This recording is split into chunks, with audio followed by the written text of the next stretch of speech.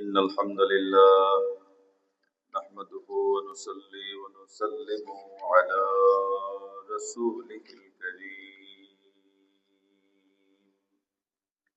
وعلى آله وأصحابه وأهل بيته أجمعين. أما بعد فقد قال الله عز وجل في كلامه المجيد والفرقان الحميد. أعوذ بالله من الشيطان الرجيم. بسم الله الرحمن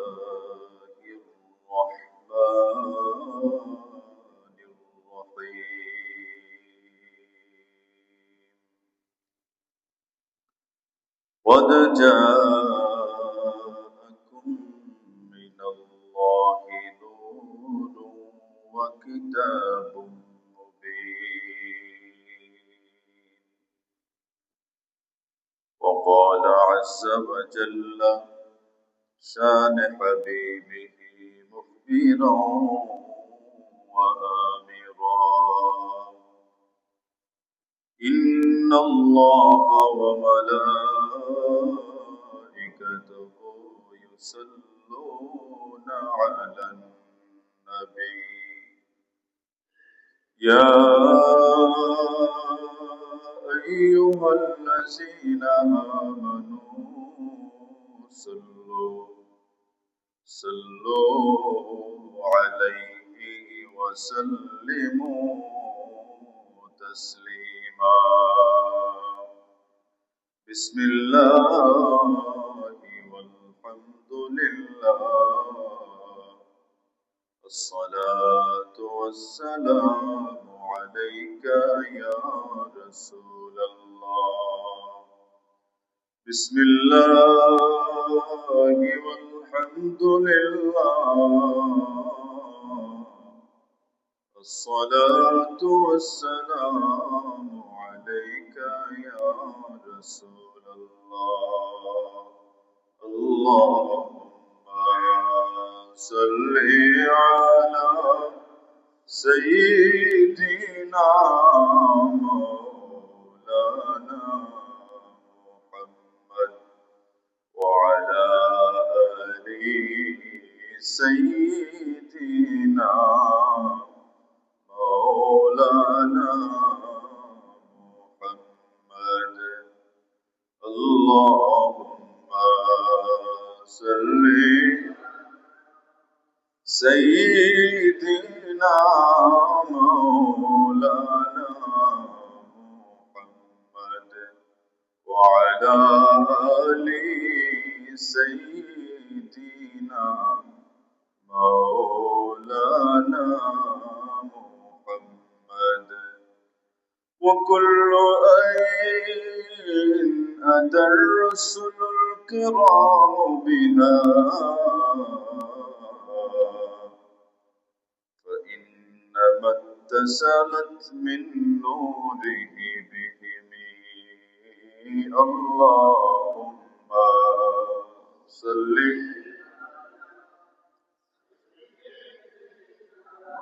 مولانا محمد وعلى آل سيدنا.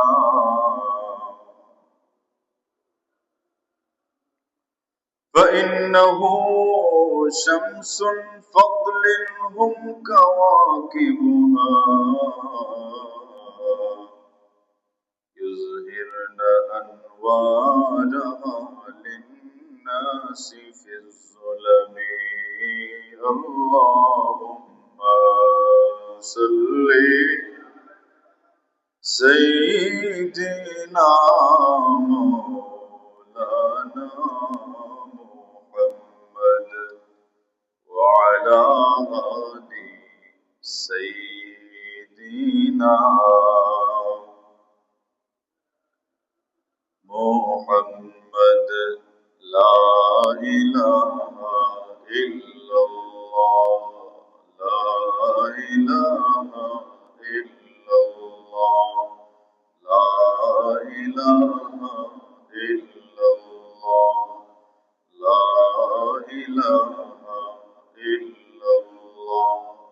সুবহানাল্লাহ ওয়ালহামদুলিল্লাহ লা ইলাহা ইল্লাল্লাহ সুবহানাল্লাহ walhamdulillah illallah la ilaha illallah la ilaha illallah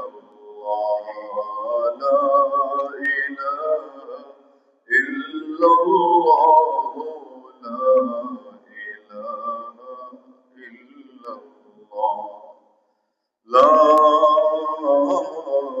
إله إلا الله محمد رسول الله صلى الله عليه وسلم আল্লাহ রাব্বুল ইজ্জতের দরবারে লক্ষ কোটি শুকরিয়া যে আল্লাহ রাব্বুল ইজ্জত আমাদেরকে আরবি বছরের প্রথম মাস সফর মাসের শেষ দিন শেষ শুক্রবার আল্লাহ তাবারক ওয়া তাআলার দরবারে হাজিরি দেওয়ার উদ্দেশ্যে আল্লাহর ঘরে এসে জমায়েত হওয়ার তৌফিক দান করেছেন।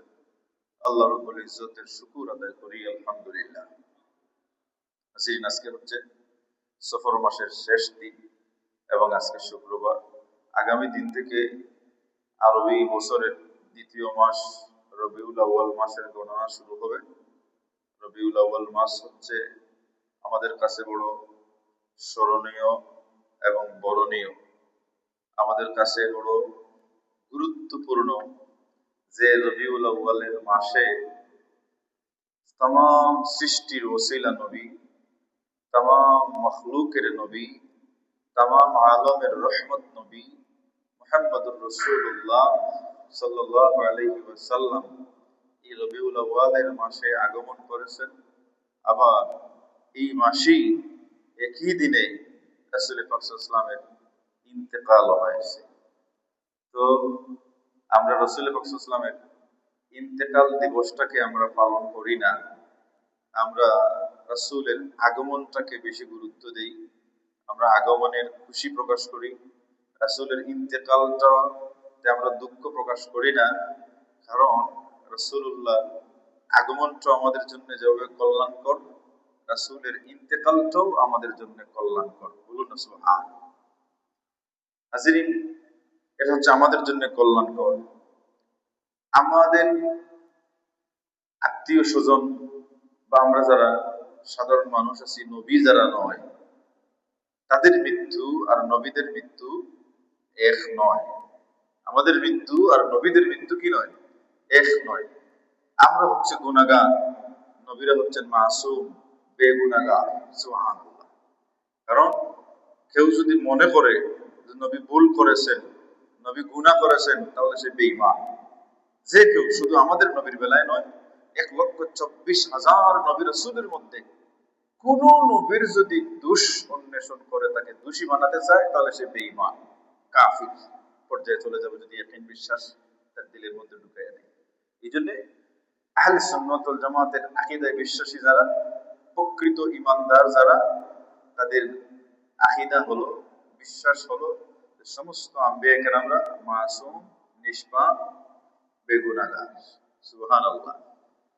আমাদের মানুষ যদি মারা যায়, আমরা উচিত হইল এই মৃত ব্যক্তির কথা যখন স্মরণে আসবে, মনে করেন আমার বাবা মারা গেছেন, দাদা মারা গেছেন, নানা নানি, আত্মীয় স্বজন, স্ত্রী, স্বামী, যে কেউ যদি মারা যায়, তার কথা যখন আমার স্মরণ হবে, বছরের যে কোনো দিন, যে কোনো সময়, শুধু যে বছর ঘুরে আসলে, ওফাতের দিন আসলে, ইন্তেকালের দিন আসলেই স্মরণ হলে কিছু করতে হবে এমন নয়।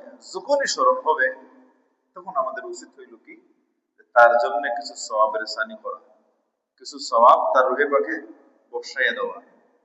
এটা হচ্ছে মুসলমানের নৈতিক ইমানি দায়িত্ব। এখন সে যদি আমার দুশমন হয়, সে যদি আমাকে কষ্ট দিয়ে যায়, সে যদি আমার অনেক মাল সম্পদ নষ্ট করে যায়, তাহলে তার কথা স্মরণ হলে কি তাকে গালি দিব? মৃত ব্যক্তি, মরে গেছে, কবরের বাসিন্দা, এখন তার কথা স্মরণ হলে কি তাকে গালি দিব? না। ইমানদারের বৈশিষ্ট্য এটা নয়। ইমানদারের বৈশিষ্ট্য হলো ইদফা বিল্লাতি হিয়া আহসান। হ্যাঁ, ইমানদারের বৈশিষ্ট্য হলো ইমানদার যখন জবাব দেয় তখন ভালো কোনো জিনিস দিয়ে জবাব দেয়, গালি দিয়ে জবাব দেয় না। এই জন্য আমরা কি করবো, আমাদের দায়িত্ব হলো একজন মানুষ যখন মৃত্যুবরণ করছে তাকে আমরা কিছু সওয়াব তার রুহে পাকে বসাইয়া দেব। কেন বলে এই মানুষটা অন্তত তো আমাকে দুঃখ দিছে, তাছাড়া আরো কত কষ্ট করছে, মানুষ হিসাবে তার ভুল ত্রুটি হতে পারে, ভুল ত্রুটি হওয়া স্বাভাবিক।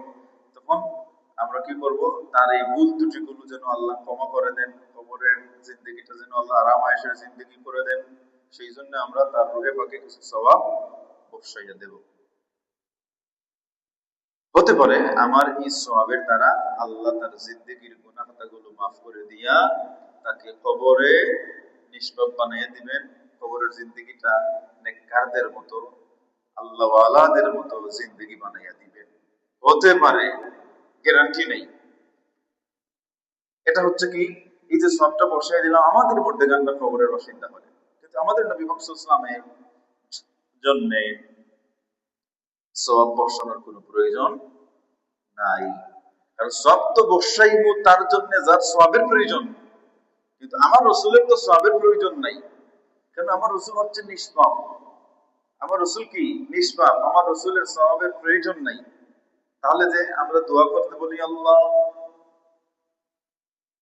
যা কিছু তেলাওয়াত করলাম, যা কিছু জিকির আজকার করলাম, সাদকা খয়রাত সিন্নি সালাওয়াত সব কিছুর সওয়াব আউয়ালান মানে সর্বপ্রথম আল্লাহ তোমার হাবিবের খেদমতে পৌঁছাইয়া দাও। আল্লাহর হাবিব বলতে দুনিয়ার কোন মাখলুক নয়, একমাত্র রাসূলুল্লাহ। সুবহানাল্লাহ। আল্লাহর হাবিব বলতে কাকে বোঝানো হয়? আমরা যদি আল্লাহ তোমার হাবিবের খেদমতে পৌঁছাইয়া দাও, তোমার হাবিব, হাবিবুল্লাহ একমাত্র মুহাম্মদুর রাসূলুল্লাহ। সুবহানাল্লাহ। আর কেউ হাবিবুল্লাহ নয়। হাবিবুল্লাহ মানে আল্লাহর বন্ধু। ইব্রাহিম আল্লাহর বন্ধু ছিলেন, তিনি খলিলুল্লাহ। ইসমাইল সফিহুল্লাহ, মুসা কালিমুল্লাহ, ঈসা রূহুল্লাহ, আর মুহাম্মদ সাল্লাল্লাহু আলাইহি সাল্লাম হইলেন হাবিবুল্লাহ। এইজন্য হাবিব বললে মুহাম্মদ সাল্লাল্লাহু আলাইহি সাল্লামকে বোঝায়। আমরা কেন সব বছর রাসূলুল্লাহর খেদমতে আমরা সব এই জন্য দেই যে এটা আমার ইমানি তাগাদা, ইমানের কারণে আমি আমার রসুলের খেদমতে আমি সর্বপ্রথম পৌঁছাই। কারণ সর্বপ্রথম আমার এই সবটুকু আমার ভালোবাসার মানুষের কাছে আমি পৌঁছাই। যে মা বাবার চাইতে, দুনিয়ার সমস্ত মখলুকের চাইতে, ধন সম্পদের চাইতে, সন্তানাদের চাইতে সবচাইতে বেশি মহাব্বতের ইমানদারের নিকটে রাসূলুল্লাহ। এই জন্য আমার ইমানদার নবী, আমার ইমান নবী মুহাম্মদ রাসূলুল্লাহর কাছে আমি সবটা বসাই। এটা হলো আমার ইমানের কারণে বসাই একটা। দুই নম্বর কারণ হইল, আমি যদি রাসূলুল্লাহর খেদমতে সওয়াব পৌঁছাই, তাহলে এক নম্বর হইল রাসূলুল্লাহ খুশি হবেন। রাসূলুল্লাহ যদি আমার প্রতি খুশি হন, রাসূলুল্লাহর সুপারিশ নসিব হবে, রাসূলুল্লাহর শাফাআত নসিব হবে।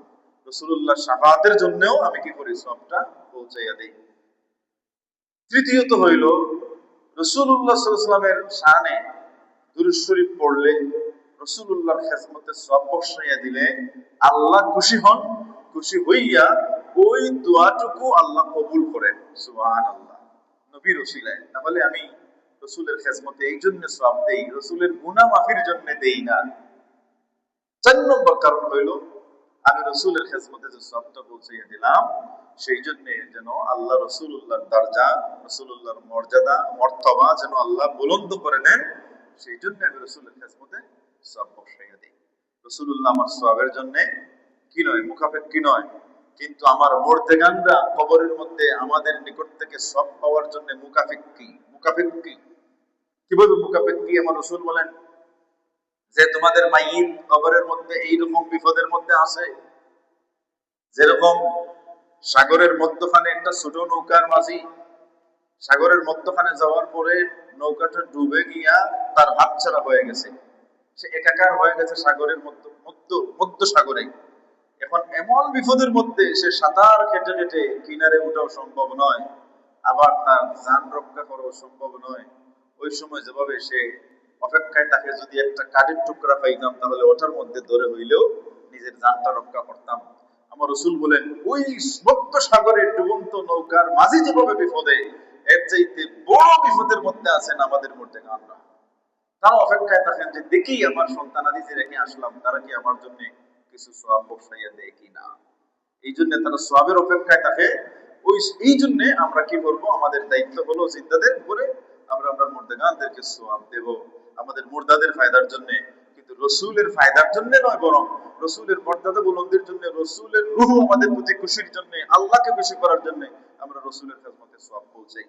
এই জন্য হাজিরিন, রসুল ইন্তেকালের কারণে আমরা দুঃখ প্রকাশ করি না, বরং রসুলের ইন্তেকালটাও আমাদের জন্য বরকতময়, কল্যাণকর। আমরা ধারাবাহিক আলোচনা করবো সমস্ত রবিউল আউয়াল মাস ইনশাআল্লাহ। হাজিরিন কেরাম, সামিন আযান, এই মাসটা হলো, এই মাস আজকে শেষ, আগামীকাল থেকে পবিত্র রবিউল আউয়াল মাস শুরু হবে। যেই মাস আসলেই ইমানদারের দিলের মধ্যে ইমান তাজা হওয়া শুরু হয়, তার ইমান তাজা হওয়া শুরু হয়। রাসূলের আলোচনা যখন কেউ শুনে, তখন প্রকৃত ইমানদার যে, তার দিলের মধ্যে একটা খুশি প্রকাশ, খুশি জাগ্রত হয়, ভালো লাগে। আর বেঈমান মুনাফিক যখন রাসূলুল্লাহর প্রশংসা শুনে, আলোচনা শুনে, তখন তার দিলের মধ্যে জ্বলা শুরু হয়। বলুন না নাউযুবিল্লাহি। এটা হচ্ছে মুনাফিকের খাসলত। রাসূলুল্লাহর আলোচনা শুনলে যদি তোমার দিলের কষ্ট লাগে, ভালো লাগে না, বুঝে নিবা তোমার মধ্যে মুনাফিকই আছে। আর যদি রাসূলুল্লাহর আলোচনা শুনলে দিলের মধ্যে আনন্দ লাগে, খুশি লাগে, বুঝবা তোমার মাঝে রাসূলুল্লাহর মহব্বত আছে, ঈমান আছে। আল্লাহ যেন রাসূলের মহব্বত আমাদের প্রত্যেকের দিলের মধ্যে প্রবেশ করাইয়া দেন। আল্লাহ রাসূলের মহব্বতে যেন বেশি বেশি রাসূলের আলোচনায় আমরা শুনে মুক্ত হই, ঈমান যেন আল্লাহ তাজা করেন। বলুন আমিন। হাজিরিনে কেরাম, সামিন আযম, আমাদের নবী মুহাম্মদুর রাসূলুল্লাহ সাল্লাল্লাহু আলাইহি ওয়াসাল্লামের ব্যাপারে আমার আল্লাহ যুগে যুগে, সময়ে সময়ে আল্লাহ ঘোষণা দিয়া সমস্ত মখলুককে জানাইয়া দিয়েছেন যে আমি সমস্ত মখলুক আমি আল্লাহ সৃষ্টি করেছি নবী মুহাম্মদুর রাসূলুল্লাহর খাতিরে। বলুন না সুবহান। আপনার আমার নবী, যে নবীর উম্মত আমরা, সেই নবীর খাতিরে, সেই নবীর ওসিলায় আল্লাহ সমস্ত পৃথিবী সৃষ্টি করতেন। আর না হয় আমাদের নবী না হইলে আল্লাহ এই সৃষ্টিটাই সৃষ্টি করতেন না। হাজিরিনে কেরাম, সামিন আযম, আমাদের নবী মুহাম্মদুর রাসূলুল্লাহ সাল্লাল্লাহু আলাইহি সাল্লাম সৃষ্টি করার পূর্বে এই পৃথিবী ছিল না, কোনো আলম ছিল না, আল্লাহর জান্নাত জাহান্নাম ছিল না, আসমান জমিন লৌহ করছে কলম কিছুই ছিল না, জমিনও ছিল না, কোনো কিছুই ছিল না, শুধুমাত্র আল্লাহ ছিলেন। সুবহানাল্লাহ বলেন। আল্লাহ ছিলেন, একাকার আল্লাহ। আল্লাহ যখন ছিলেন, আল্লাহ যখন কিছু সৃষ্টি করার ইচ্ছা করলেন, তখন আল্লাহ রাব্বুল ইজ্জত সর্বপ্রথম নূরে মুহাম্মদ, মুহাম্মদ সাল্লাল্লাহু আলাইহি সাল্লামের নূর মুবারক সৃষ্টি করলেন। বলুন সুবহানাল্লাহ। নূর মুবারক, মুহাম্মদ সাল্লাল্লাহু আলাইহি সাল্লামের নূর আল্লাহ সৃষ্টি করলেন। এই মুহাম্মদ সাল্লাল্লাহু আলাইহি সাল্লামের নূর আল্লাহ সৃষ্টি করে আল্লাহ রেখে দিলেন, আল্লাহ রেখে দিলেন কুদরতি ইলাহিয়াতের মধ্যে। কারণ সেখানে সেই সময় শুধুমাত্র আল্লাহ আর আল্লাহর সৃষ্ট নূরে মুহাম্মদ। এখনো মুহাম্মদ সাল্লাল্লাহু আলাইহি সাল্লাম মানবাকৃতি ধারণ করেন নাই, কারণ করবেন কিভাবে, ওই সময় তো আল্লাহর জান্নাত জাহান্নাম দুনিয়াই নাই। শুধুমাত্র নূর হিসেবে আল্লাহ রাসূলকে আল্লাহ সৃষ্টি করে রাখছেন। মাওয়াহিদুল লেদুনিয়া, শাওয়াহিদুন নবুওয়াত, বেদায়া ওয়ান নেহায়া সহ বড় বড় বিখ্যাত সিয়রের কিতাব, সিরাতে মুস্তাফার কিতাবের মধ্যে পাওয়া যায় যে রাসূল পাক সাল্লাল্লাহু আলাইহি ওয়াসাল্লামের সূচনা কিভাবে হয়েছিল। হাজরিন, আমার আল্লাহ রাসূল পাক সাল্লাল্লাহু আলাইহি সাল্লামের পরিচিতি সময়ে সময়ে দিয়েছেন সমস্ত মখলুক যার দ্বারা, সমস্ত নবী রাসূল দ্বারা আমাদের নবী পাক সাল্লাল্লাহু আলাইহি সাল্লামের আগমনের সুসংবাদ আল্লাহ জানাইয়া দিয়েছেন। হুট করে রাসূল আসেন নাই, বরং যুগে যুগে যুগে যুগে সময় সময় আমার রাসূল কি করছেন, আমার রাসূলের আগমনের সংবাদটা আল্লাহ জানাইয়া সর্বশেষে রাসূল পাক সাল্লাল্লাহু আলাইহি সাল্লামকে এই পৃথিবীর জমিনে প্রেরণ করে নবুয়তের একেবারে মোহর অঙ্কিত আল্লাহ করেছে, অর্থাৎ নবুয়ত শেষ করেছে। কিন্তু রাসূলুল্লাহ, নবুয়ত শুরু হয়েছে রাসূলুল্লাহ থেকে, আবার নবুয়তের কার্যপ্রণালী কার্যাবলী আল্লাহ শেষও করেছেন আমাদের নবীর দ্বারা। দেখেন আল্লাহ রাব্বুল ইজ্জত ফরমান, قد جاءكم من الله نور وكتاب مبين।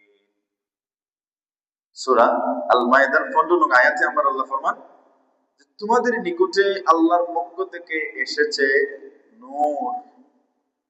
قد جاءكم من الله নূর, তোমাদের নিকটে আল্লাহর কাছ থেকে এসেছে নূর। আর কি? ওয়া কিতাবুম মুবিন, এবং স্পষ্ট কিতাব। এখন এই নূর দ্বারা উদ্দেশ্য কি, কিতাব দ্বারা উদ্দেশ্য কি? এই নূর দ্বারা উদ্দেশ্য তাফসীরে জালালাইনের মধ্যে এনেছেন। তাফসীরে জালালাইন যেটা আলিয়া কওমি সব মাদ্রাসায় পড়ানো হয়।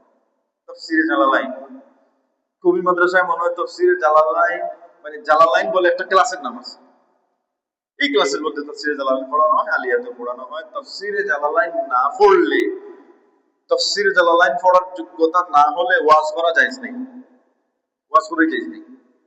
এখন তো ওয়াজ করতে হলে ইলম টিলিম লাগে না, বাসি ভালো বাস, আপু ওয়াইজ ওয়াজ নাই। দেখ হাজিরিন, তাফসীরে জালালাইনের মধ্যে আল্লামা জালালউদ্দিন সুয়ুতী রাহমাতুল্লাহ, জালালউদ্দিন মাহাল্লি রাহমাতুল্লাহ দুজনে লিখেছেন তাফসীরে জালালাইনের মধ্যে এনেছেন জাআকুম মিনাল্লাহি নূর। এই নূর এর উদ্দেশ্য হলো নবী সাল্লাল্লাহু আলাইহি ওয়াসাল্লাম। আল্লাহ যে বলছেন তোমাদের কাছে আল্লাহর পক্ষ থেকে এসেছে নূর, এই নূর এর উদ্দেশ্য হলো নবী মুহাম্মদ রাসূলুল্লাহ। বলুন সুবহানাল্লাহ। এরপরে দেখেন তাফসীরে রাজি, তাফসীরে ফখরুদ্দিন রাজি, যাকে তাফসীরে কবিরও বলা হয়, আল্লামা ফখরুদ্দিন রাজি রহমতুল্লাহর লেখা, যিনি বহু বড় একজন দার্শনিক, জাস্টিস এবং খুব বড় জ্ঞানী ছিলেন, অসংখ্য কিতাবের লেখক ছিলেন। সেই ফখরুদ্দিন রাজি রহমতুল্লাহর লেখা তাফসীরে রাজির মধ্যে এই নূর দ্বারা উদ্দেশ্য কি, তিনি দুইটা উদ্দেশ্য এনেছেন। যে আল আউয়াল, প্রথমটা হইল আন্নাল মুরাদ বিন নূর বিন নূরি মুহাম্মাদুন সাল্লাল্লাহু আলাইহি সাল্লাম, যে আল্লাহ যেখানে বলেছেন তোমাদের নিকটে আল্লাহর পক্ষ থেকে এসেছে নূর, এই নূর দ্বারা উদ্দেশ্য হলো মুহাম্মদ সাল্লাল্লাহু আলাইহি সাল্লাম। আবার তিনি বলতেছেন যে আন্নাল মুরাদ বিন নূরিল ইসলাম, নূর দ্বারা উদ্দেশ্য হইল ইসলাম। ইসলাম একটা নূর, ইসলাম যার ভিতরে ঢুকে, ইসলামের নূর যার ভিতরে ঢুকে, এই মানুষটার দুনিয়া আখিরাত উজালা হয়ে যায়। আর কিতাব দ্বারা উদ্দেশ্য কি? কিতাব দ্বারা উদ্দেশ্য হলো জালালউদ্দিন সুয়ুতী রাহমাতুল্লাহ বলেন ওয়াল কিতাবু আল কোরআন, কিতাব দ্বারা উদ্দেশ্য হলো কোরআন শরীফ। ঠিক একইভাবে তাফসীরে রাজির মধ্যে এনেছেন ওয়াবিল কিতাবিল কোরআন, কিতাব দ্বারা উদ্দেশ্য হলো কোরআন। হাজিরিনে কেরাম, তাহলে বুঝলাম আল্লাহ যে বললেন তোমাদের নিকটে এসেছে আল্লাহর পক্ষ থেকে নূর ও স্পষ্ট কিতাব, এই নূর দ্বারা উদ্দেশ্য হইল মুহাম্মদুর রাসূলুল্লাহ, আর কিতাব দ্বারা উদ্দেশ্য হইল কোরআন শরীফ। আল্লাহ রাসূলকে, মুহাম্মদুর রাসূলুল্লাহকে আল্লাহ কিতাব সহ, কোরআন শরীফ সহ আমাদের নিকটে আল্লাহ প্রেরণ করেছেন। হাজিরিনে দেখেন, আল্লাহ হচ্ছেন, এখন কথা হইল আল্লাহ এখানে বলতেছেন তোমাদের নিকটে আল্লাহর পক্ষ থেকে এসেছে নূর। এই নূর দ্বারা উদ্দেশ্য কি? মুহাম্মদুর রাসূলুল্লাহ। মুহাম্মদুর রাসূলুল্লাহ সর্বপ্রথম আল্লাহ কি করেছেন? নূর সৃষ্টি করেছেন। এখন রাসূলুল্লাহকে নূরের নবী বলা কি জায়েজ? অবশ্যই জায়েজ, কারণ আল্লাহ নিজে কোরআনে বলতেছেন নূর, রাসূলুল্লাহ নূরের নবী। তাহলে রাসূলুল্লাহ মাটির নবী কি বলে মাটি বানাইয়া দিব? না। বলে রাসূলুল্লাহর বডি কি আমাদের মতো ছিল না? বলে হ্যাঁ, আমাদের মতো অবয়ব ছিল, কিন্তু আমাদের বডি আর রাসূলুল্লাহর বডির মধ্যে পার্থক্য ছিল। আমাদের রক্ত আর রাসূলুল্লাহর রক্তের মধ্যে পার্থক্য ছিল। আমাদের গোশত রাসূলুল্লাহর গোশতের মধ্যে পার্থক্য ছিল। আমাদের বডি রাসূলুল্লাহর বডির মধ্যে কি ছিল? অবশ্যই আকাশ পাতাল পার্থক্য ছিল। আমাদের বডির ছায়া আছে, রাসূলুল্লাহর বডির কোনো ছায়া ছিল না। আমাদের রক্তটা নাফাক, রাসূলুল্লাহর রক্তটা ছিল পাক। আমাদের প্রস্রাবটা হইল নাফাক, রাসূলুল্লাহর প্রস্রাবটা ছিল মুবারক, পবিত্র। বলুন না সুবহানাল্লাহ।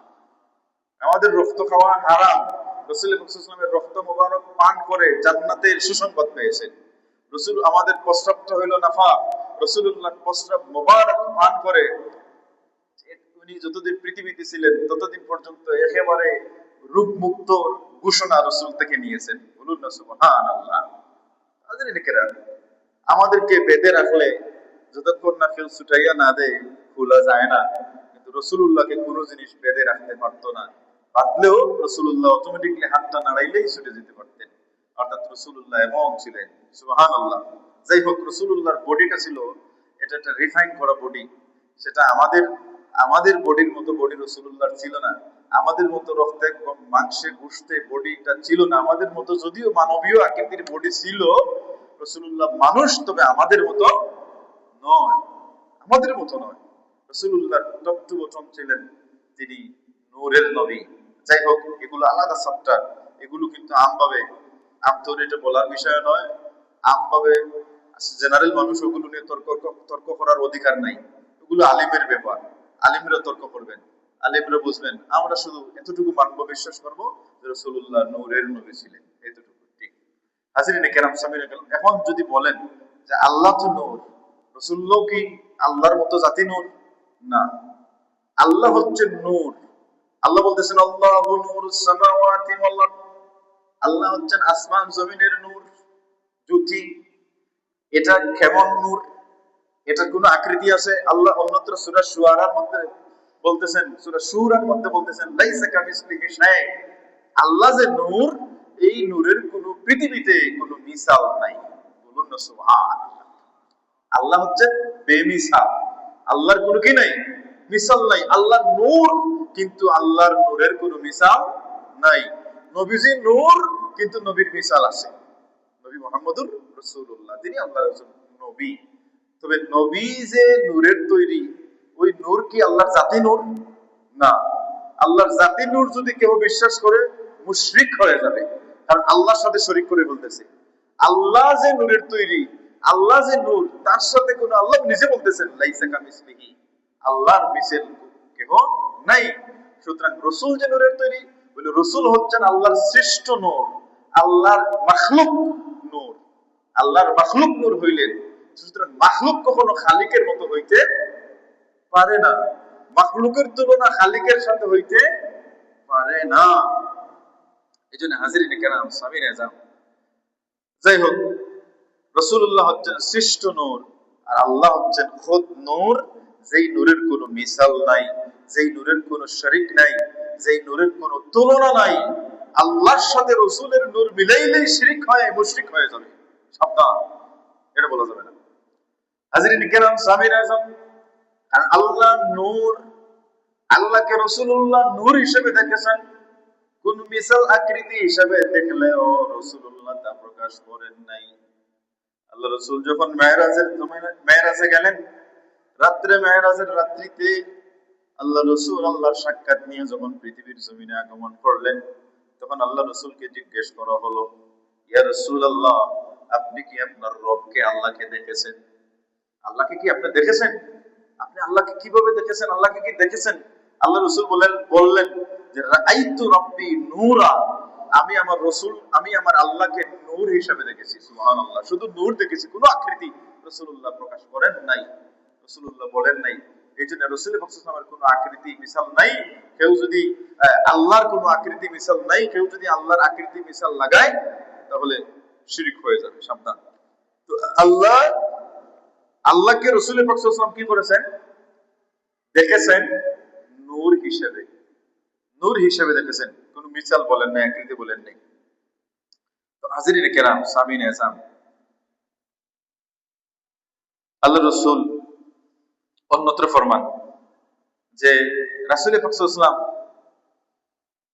সমস্ত পৃথিবী আলম সৃষ্টি করার পূর্বে আল্লাহ রাসূল কি হিসেবে আল্লাহর কাছে ছিলেন? আল্লাহ তো শুধু আল্লাহর নূর সৃষ্টি করেছিলেন। নূর সৃষ্টি করার পর রাসূলুল্লাহ কিভাবে ছিলেন দেখেন। ইমাম আহমদ রাহমাতুল্লাহ আলাইহি ওনার মুসনাদে আহমদের মধ্যে হাদিস কানে এনেছেন। আল্লামা আশরাফ আলী তানভীর রাহমাতুল্লাহ আলাইহি, উনি রাসূলুল্লাহর শানে একখানা কিতাব লিখেছেন, নসরুত দ্বীপ বলে একখানা কিতাব লিখেছেন আশরাফ আলী তানভী। এই সমস্ত কিতাবটা রাসূলুল্লাহর শানে।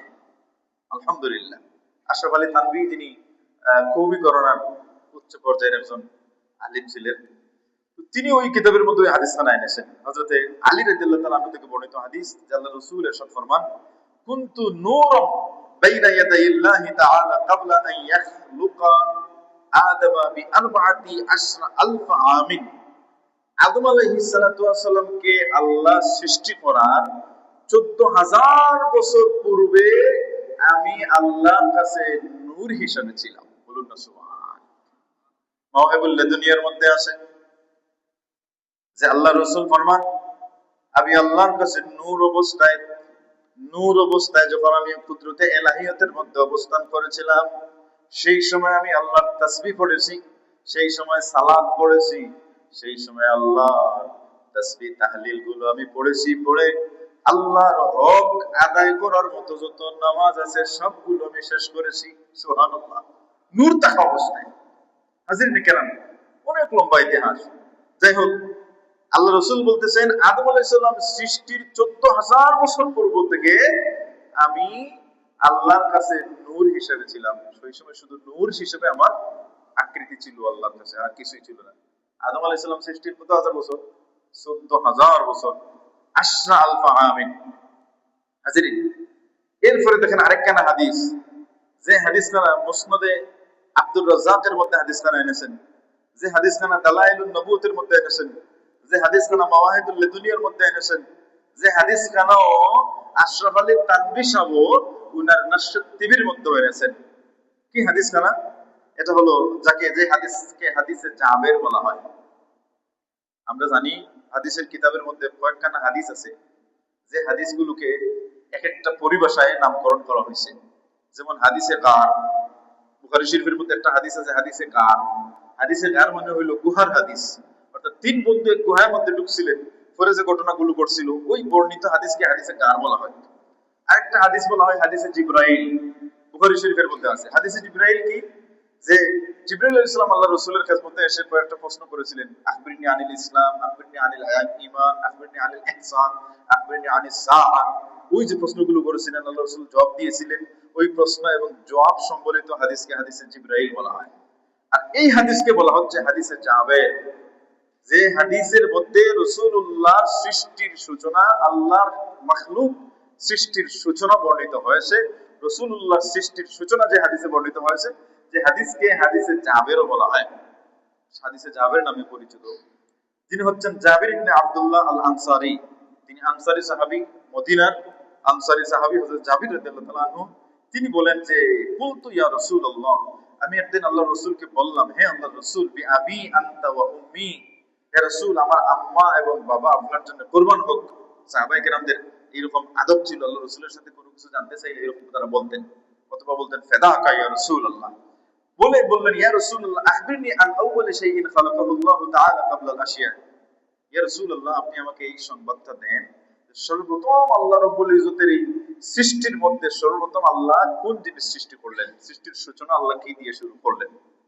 তখন রাসূল পাক সাল্লাল্লাহু আলাইহি ওয়াসাল্লাম ফরমাইলেন, ইয়া জাবির ফাইন্নাল্লাহ তাআলা খালাকা ক্বাবলা আল আশিয়া'i নূরু নাবিয়্যিকা মিন নূরিহি।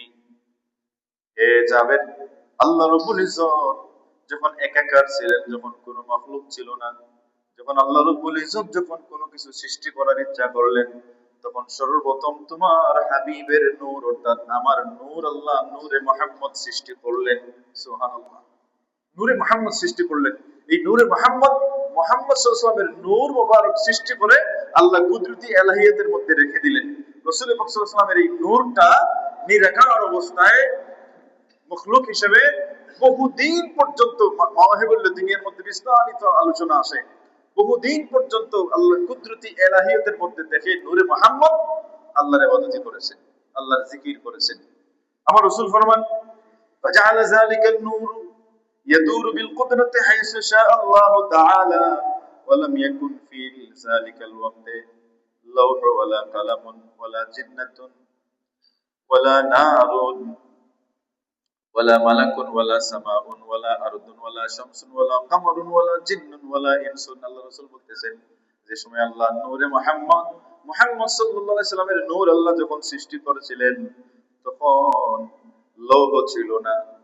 লৌহ কি? লৌহ হলো तमाम মখলুকের ভাগ্যলিপি যেখানের মধ্যে লেখা। আমাদের ভাগ্যলিপিটা লৌহের মধ্যে লেখা আছে। কুরআন বলেনি যে আল্লাহ ফেরেশতাকে গর্ভের অবস্থানগত ফেরেশতাকে বললেন যে অত প্রশ্ন করতেছো, তার সমস্তটা লৌহে মাহফুজের মধ্যে লেখা আছে, সেখান থেকে দেখে দেখে তার রিজিকের ব্যবস্থা করো, তার চলাচল টাকার ব্যবস্থা করো।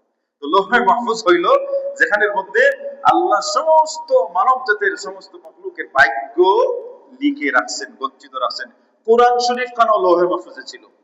বাল হুয়া ফি কুরআনুম মাজিদুন ফি লাওহে মাহফুজ। কোরআন শরীফ সর্বপ্রথম কোথায় ছিল? লৌহে মাহফুজের মধ্যে ছিল। লাইলাতুল কদরের রাত্রিতে সমস্ত কোরআন লৌহে মাহফুজ থেকে জিবরাইল আমিন সমস্ত কোরআন নিয়া দুনিয়ার আসমানের একটা জায়গার নাম বাইতুল ইজ্জাত, সেখানে এসে এনে রাখলেন। সুবহানাল্লাহ। এইজন্য আল্লাহ বলতেছেন ইন্না আনজালনাহু ফি লাইলাতুল কদর, লাইলাতুল কদরের রাত্রিতে আমি সমস্ত কোরআন নাজিল করছি। তো ওই নাজিলটা হইল লৌহে মাহফুজ থেকে কোরআন ওই বাইতুল ইজ্জাতে এনে রাখছেন। আর বাইতুল ইজ্জাত থেকে দীর্ঘ 23 বছরে রাসূলুল্লাহর উপরে নাজিল হয়েছে। ওই 23 বছরে 23টা লাইলাতুল কদরও পাওয়া গেছে। শুধু এক কদরে কোরআন নাজিল হয় নাই, এক কদরে যে কোরআন নাজিল হয়েছে সেই কোরআনটা হলো লৌহে মাহফুজ থেকে বাইতুল ইজ্জাত পর্যন্ত। আর বাইতুল ইজ্জাত থেকে দীর্ঘ 23 বছরে সময়ে সময়ে রাসূলুল্লাহর উপরে কোরআন নাজিল হয়েছে। হাজিরিন কিরাম, সামিনে আযম, আমার রাসূল বলেন, হে জাবের শোনো, আল্লাহ রাব্বুল ইজ্জত যখন নূরে মুহাম্মদ সাল্লাল্লাহু আলাইহি সাল্লামের নূর মুবারক যখন সৃষ্টি করেছিলেন, তখন লৌহ ছিল না, কলমও ছিল না। কলম, যে কলমে আমাদের বাক্য লিখতে লিখতে কলমের কালি শেষ হয়ে গেছে। এখন কলম লিখে আর বাক্য বাড়াবে না, বরং বাক্য যেভাবে আছে ওই থাকবে। কলমের কালি শেষ হয়ে গেছে। ওই সময় কলমও ছিল না। ওয়ালা জিন্নাতুন ওয়ালা নারুন, সেই সময় কোনো ওয়ালা জান্নাতুন, সেই সময় জান্নাতও ছিল না, নার দুজখও ছিল না। ওয়ালা মালাকুন ওয়ালা সামাউন ওয়ালা আরদুন, সেই সময় কোনো ফেরেশতাও ছিলেন না, কোনো ফেরেশতা ছিলেন না। সেই সময় আসমানও ছিল না, জমিনও ছিল না, চন্দ্রও ছিল না, সূর্যও ছিল না, জিন্নাত জাত ছিল না, ইনসান জাতও ছিল না। সেই সময় আল্লাহ তার নূরে মুহাম্মতে সৃষ্টি করেছিলেন। সুবহানাল্লাহ। নূরে মুহাম্মদ সর্বপ্রথম সৃষ্টি। সেই সময় আল্লাহর মখলুকের কিছুই ছিল না, শুধু নূরে মুহাম্মদ ছিল। এরপরে আল্লাহ রাসূল ফরমান, ফালাম্মা আরাদাল্লাহু আন ইয়াখলুকাল খালকা কাসসামা যালিকা নূরু আরবাআতু আজজাইন। এরপরে অনেক বছর অতিবাহিত হওয়ার পরে, নূরে মুহাম্মদ সৃষ্টির অনেক বছর, হাজার হাজার বছর অতিবাহিত হওয়ার পরে, যখন আল্লাহ রাব্বুল ইজ্জত এখন মখলুক সৃষ্টি করতে চাইলেন, তখন আল্লাহ রাব্বুল ইজ্জত ওই নূরে মুহাম্মদীকে চারটা ভাগে ভাগ করলেন। আরবাআতু আজজাইন, চারটা ভাগে ভাগ করলেন। ভাগ করে ফাখালাকা মিন জুজইল আউয়ালিল কালাম, ওই নূরে মুহাম্মদের চার ভাগের প্রথম ভাগ দ্বারা আল্লাহ বানাইলেন কলম। সুবহানাল্লাহ। তাহলে কলমটার সৃষ্টি কখন? এই হাদিস থেকে পাওয়া যায় কলমটার সৃষ্টি হয়েছে নূরে মুহাম্মদীর পরে। এই জন্য হাদিসের মধ্যে পাওয়া যায় যে আউয়ালু মা খালাকাল্লাহুল কালামা। আবার আছে আউয়ালু মা খালাকাল্লাহু, আল্লাহ রাসূল বলেছেন আউয়ালু মা খালাকাল্লাহু নূরি। আবার রাসূলই বলেছেন আউয়ালু মা খালাকাল্লাহুল কালামা, অর্থাৎ সর্বপ্রথম আল্লাহ কলম সৃষ্টি করেছেন, সর্বপ্রথম আল্লাহ আমার নূর সৃষ্টি করেছেন। এখন কোন হাদিসটা আগে কোন হাদিসটা পরে সেটা জেনে আপনি ফতোয়া দিতে হবে।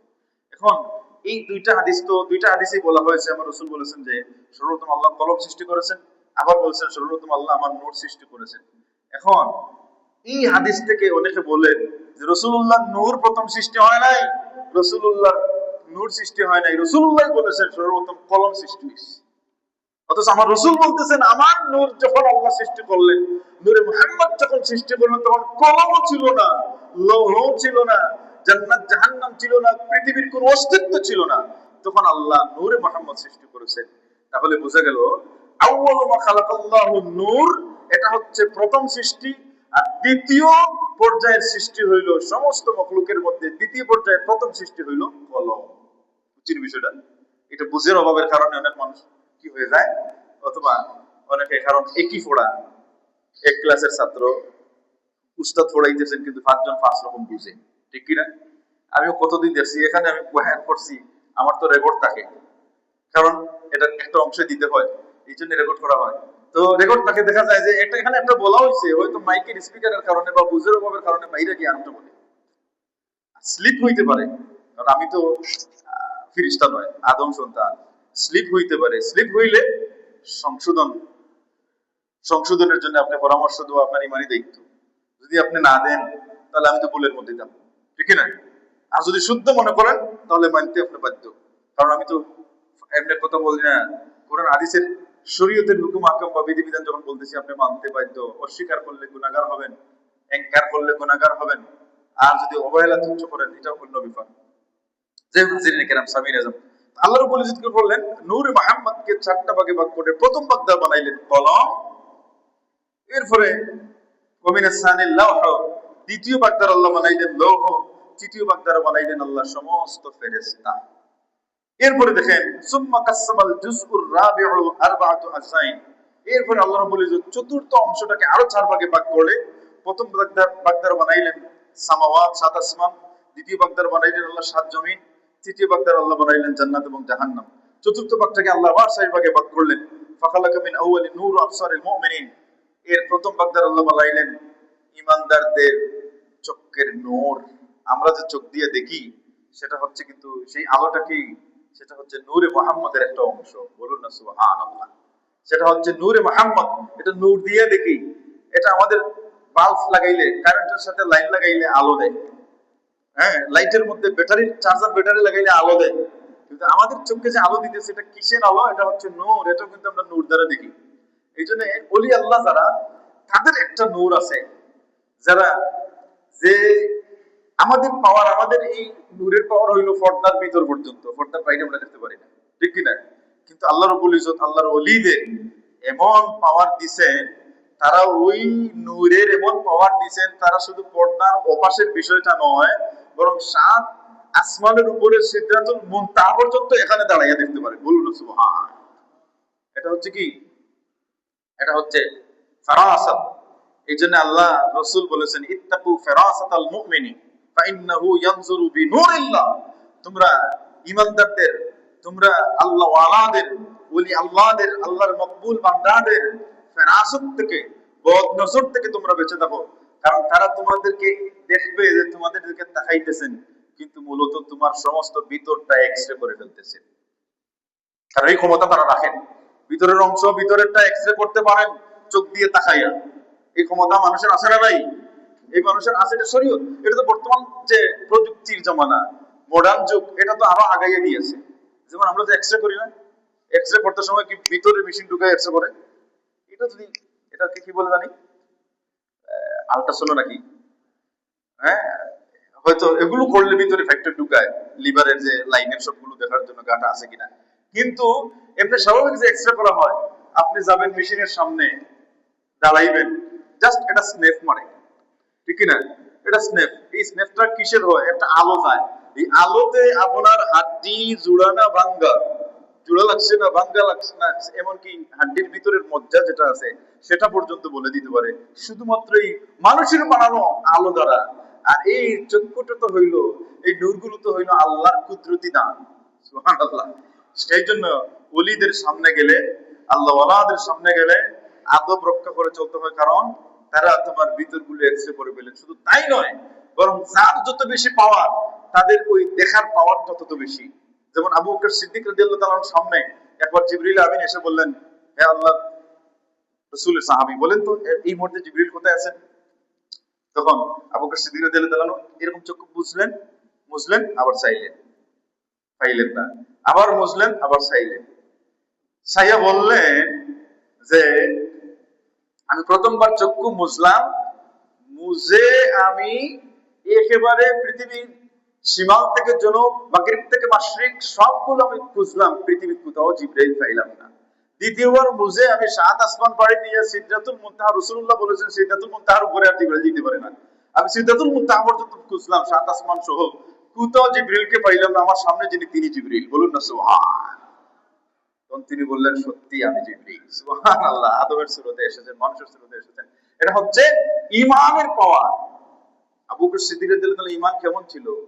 আল্লাহ রাসূল বলেন আবু বকর সমস্ত পৃথিবীর ঈমানদারদের ঈমান যদি এক পাল্লায় তোলা হয়, আমার আবু বকরের সিদ্দিকের ঈমান যদি এক পাল্লায় তোলা হয়, তাহলে আবু বকর সিদ্দিক রাদিয়াল্লাহু তাআলা ঈমানের পাল্লা ভারী হয়ে যাবে, সুবহানাল্লাহ।